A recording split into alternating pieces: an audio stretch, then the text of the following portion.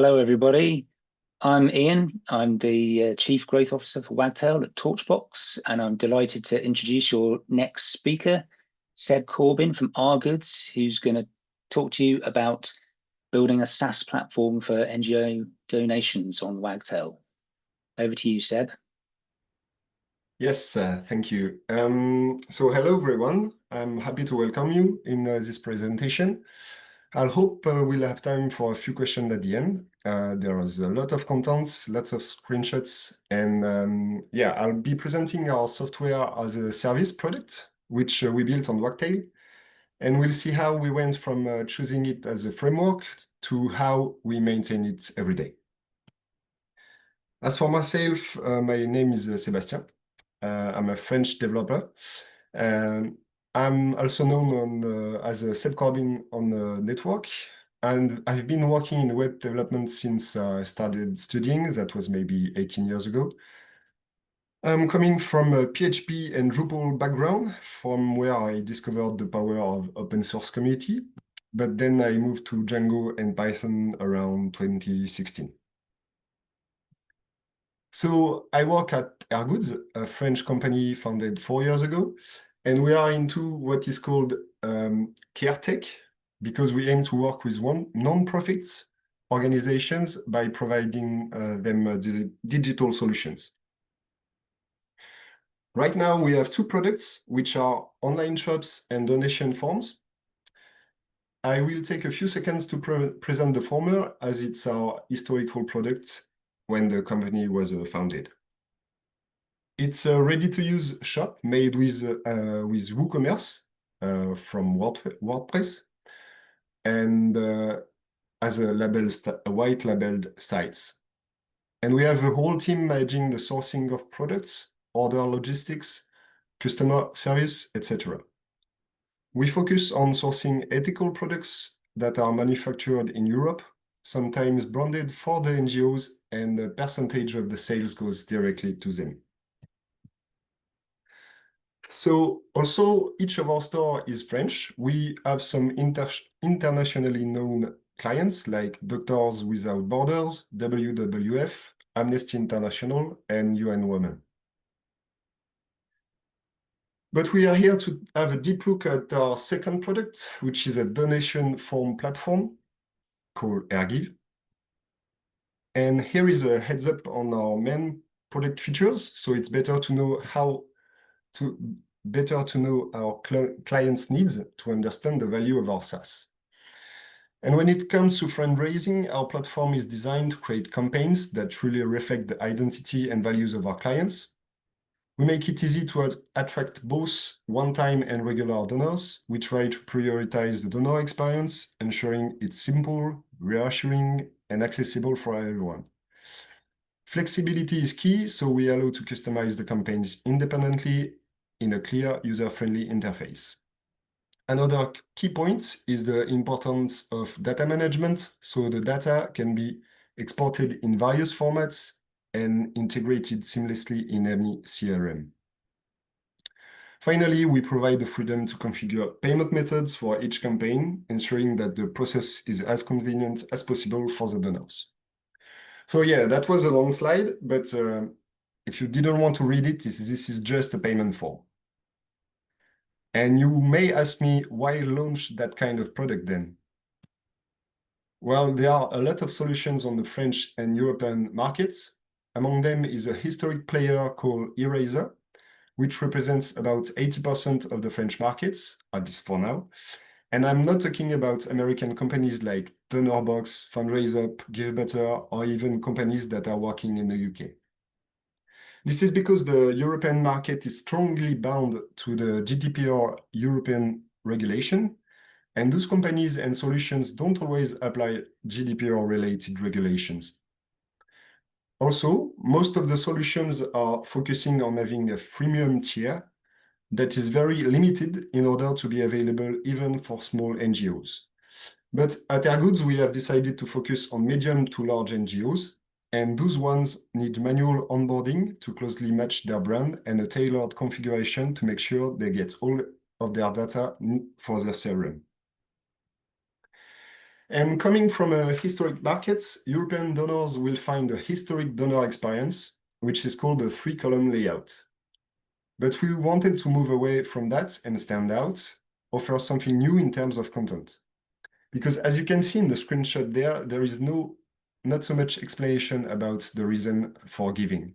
The whole layout is taken by the donation form in almost all of our concurrent solutions.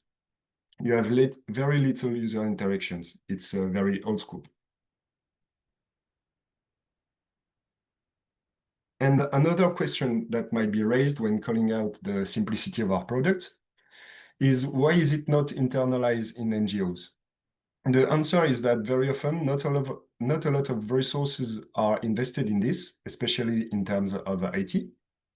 And an NGO might prefer to focus on communication and on their missions, their actions.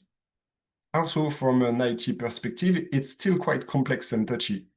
We know that payment processing has ever-changing APIs and new regulations every other day. So even ourselves, we are relying on a payment orchestrator called Norbert, which dispatches the payments on multiple platforms like Stripe, PayPal, Ogone, Cocardless, and etc. So now I'll be talking about our choice of Wagtail for this product. And starting with what you may already know, which are the features that Wagtails provide.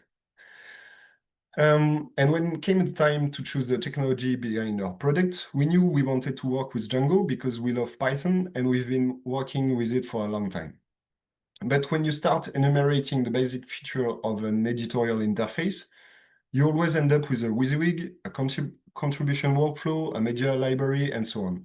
And we didn't want to reinvent the wheel, so we had a look at what Wagtail was offering, and we were surprised by its well-designed user interface, the stream fill feature, and lots of other things that caught our eyes.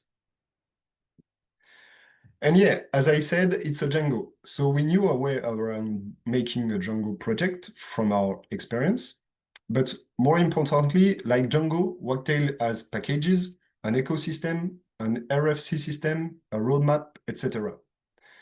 And a strong plus is that it was launched by Torchbox 10 years ago, which is oriented towards NGOs and sustainable development as well. And that was a strong sign for us. Among the clients of Torchbox are Mozilla, Oxfam, University of Pennsylvania, Royal College of Arts, etc.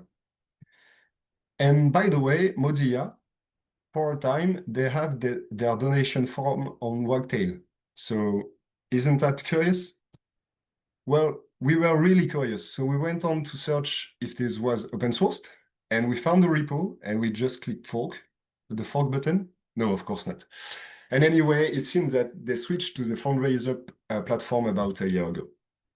No, instead, we built our product from the ground up. Well, kinda, because, well, you know, we were starting with Wagtail, and we did it in 2.5 months to have a demo. So now I'll be talking about what really stands out technically for a product. And again, it's a Django, so we kept our preferred Django packages and added them to the project.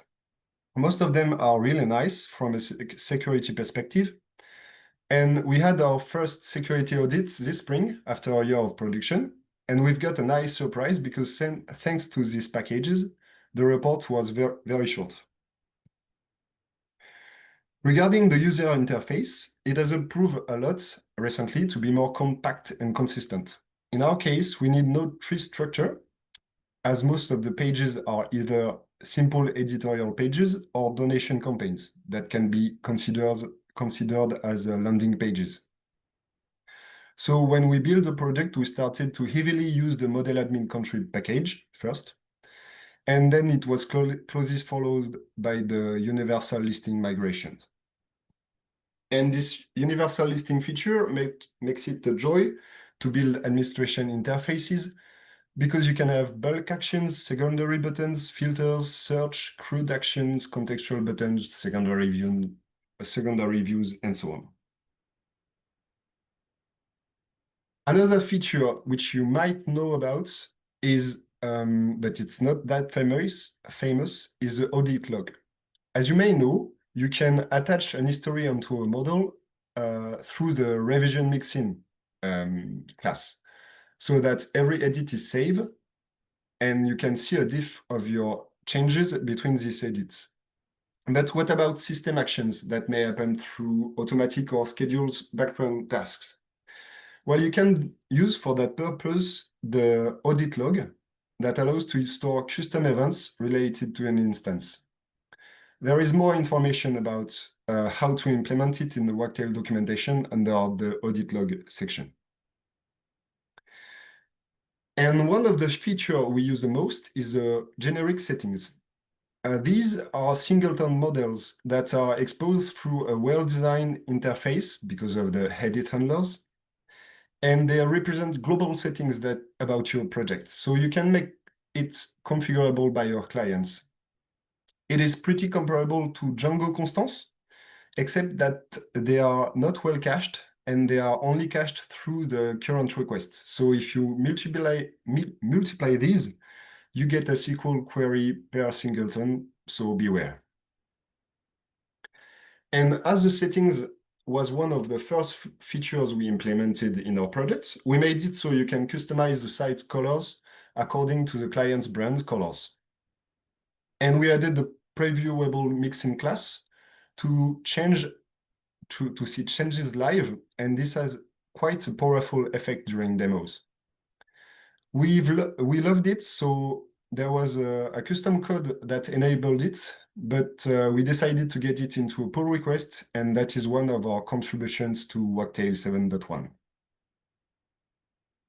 And continuing with colors, did you know that Wagtail admin heavily relies on CSS variables, so you can override these variables according to each client's brand color, and it works even with dark mode enabled.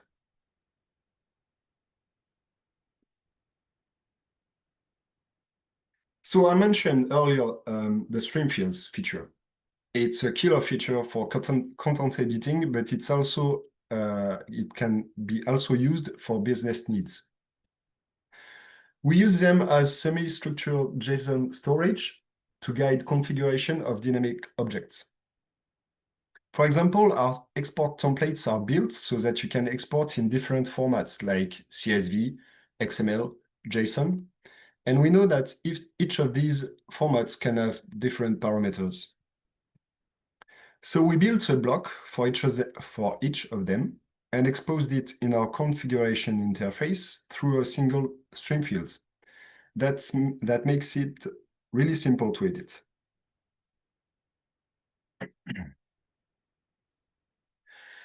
Continuing with exports, we allow to configure a lot of payment information to be exported. So in a CSV file, they would be split into multiple columns. And each piece of data, they have a different types. So they can be formatted in a different way through transformers that might themselves have parameters. So again, we rely on stream field to expose these transformers to blocks, and at the end, a single column is output as a Jinja template. So as a result, our exports are very flexible. As we made our campaigns a page model, this enabled to add technical subpages to this campaign.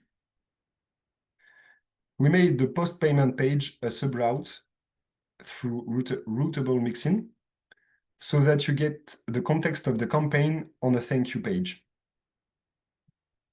We also use this sub-route to make our campaigns display in a different mode, for example, in an iframe, and it is very easy to implement. I mentioned the previewable mixin earlier. It's a thing we implemented on every model we could, so that it would show the final results, even for small widgets intended to be reference. We would inject them in a more general context.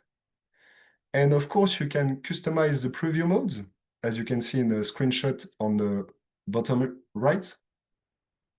So we take this opportunity to show changes for subroutes of pages, or even email templates, or for different languages, all with device choose from mobile to desktop.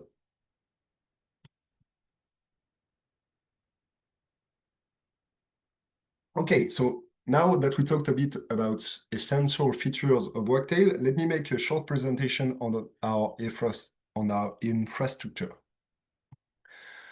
Our Django project can actually be booted with two sets of settings. One of them is the front, which is targeted at donors. In this one, we prevented including admin and login views so that we could protect them behind a VPN access. Hence, the other one is the back office, which could be stopped. Meanwhile, the donation would still be processed. And this is one of the things that stand out in our security audit because no vulnerabilities were found on front-end facing URLs. To go deeper in this subject, here is our infrastructure schema. With these two sets of settings, we start at least 3 workers per client. One is the front for donation form with CDN for caching the statics that include a view component, which calls the Django REST Framework API. We can scale this one horizontally in case of a popular event organized by the client. One is the back office on which we upgraded our security around the login views and added VPN access. And the last one is dedicated to Celery task launch in the background. But the final goal is to build a static version of the content pages that would be updated in the CDN for each change. That would be made possible with Wagtail Bakery package, for example. And then the view component would interact with an even more simplified version of the API worker that could be based on Fast API or Django Ninja or anything else so as not to include Wagtail at all for the front end. So you may have read that Wagtail natively allows for multi-sites, but as a software as a service, we have several clients and we don't want any data leak between clients. So we preferred having a single database schema per client for that end. This brings a problem for migration handling because you need every schema to be the same. And as we allow our clients to activate new languages on their own, we can't afford to have new deployments for new languages. So we did a bit of research for managing translations, and the usual suspects are Wagtail localize, which is useful when you have a different page structure, but we don't use that. You also have Wagtail parler, which uses separate tables for translations. So again, we can't use that. And Wagtail model translations, which creates a new column for each language for each field that is translated. So we couldn't use any of these. Instead, we decided to rely again on another Django package, which is Django localized fields that converts char fields to HSOR fields. This database type is kind of like a dictionary where each value is actually a mapping of languages to their values. This is quite a custom development, but it allows us to translate a value either in a single language within a context or all language at once. Okay, so now I'm going to present features that are not necessarily taken from the Wagtail documentation, but by reading the source code. And the first one is Laces, which is a Django package that was extracted from Wagtail in a third-party package at the time Wagtail Sys came out. And actually, the Wagtail documentation mentions Laces and how to create your own components, so we decided to create some.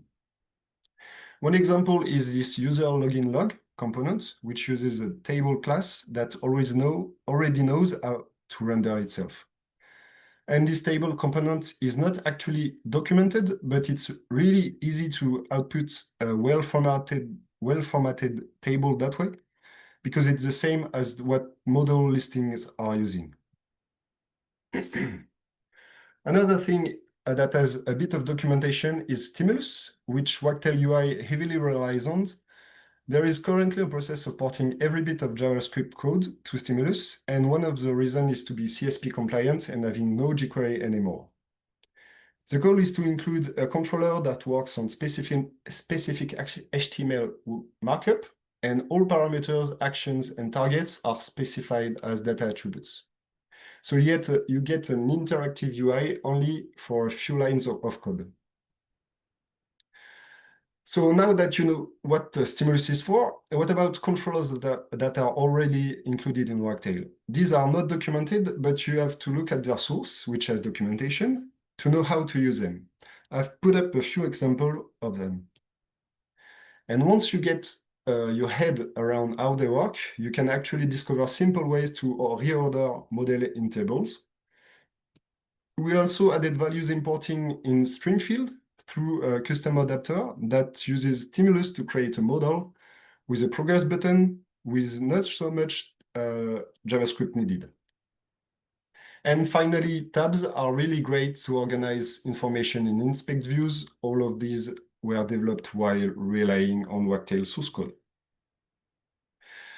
And one last tweak that we managed to do is bring in that system of dynamic token with transformers, the Jinja syntax I mentioned earlier, into a Wagtail plugin that allows us to insert dynamic variables in WYSIWYG with the same features that in exports. This was maybe the hardest thing to develop, as the Wagtail has been abandoned by Facebook, and you have to make your way around the Wagtail documentation, the Wagtail documentation, and Draft.js examples. But here is the end result. Now, as we have been working with Wagtail for 2 years, we try to contribute back to it. So we've been involved in a few issues and pull requests, and we try to keep up with having a mention in the changelog for each major release. So far, so good. To help with that, we aim to stay up to date with Wagtail core as much as possible, and it often brings new features like concurrent editing indicator and soon maybe autosave. So, and also the earlier you discover the bugs in core, the fastest their fix will be accepted. Forking Wagtail is complicated precisely because the controllers and the majority of the core JavaScript of Wagtail is compiled, and this compilation is only done for releases. So we would have to maintain our own version, so we try to patch as much as possible, waiting for the pull request to be merged, which has always been the case. And thanks to all these contributions, the Wagtail core team asked me if I wanted to join them earlier this year, and I proudly said yes. So I hope you found this presentation interesting, and if we have a bit of time left, maybe 5 minutes, I'm happy to answer any question. Thank you, Seb. Really fascinating to hear about Wagtail used in a different context. We have a few questions. First one, you just go back to your finishing remarks there about joining the Wagtail core team, and you also earlier mentioned your contribution to Wagtail 7.1. Which aspects of Wagtail product development and the future roadmap are you most keen to focus on or contribute to as a member of the core team? Obviously, it's the admin interface, because as I've mentioned the view component, but we have separated the API from the backend, or from the back office. So we are really relying on Wagtail for the administration interface. So yeah, I've closely followed the universal listing, and we are heavily using the model view sets. So sometimes we find some bugs or some features that we would implement in these. So yeah, that would be the scope of our contributions. Thank you. Next question. When you obviously you work with lots of nonprofits, when you have a new nonprofit client, how long does it take to onboard them and get their donations form live? And are they self-sufficient from that point?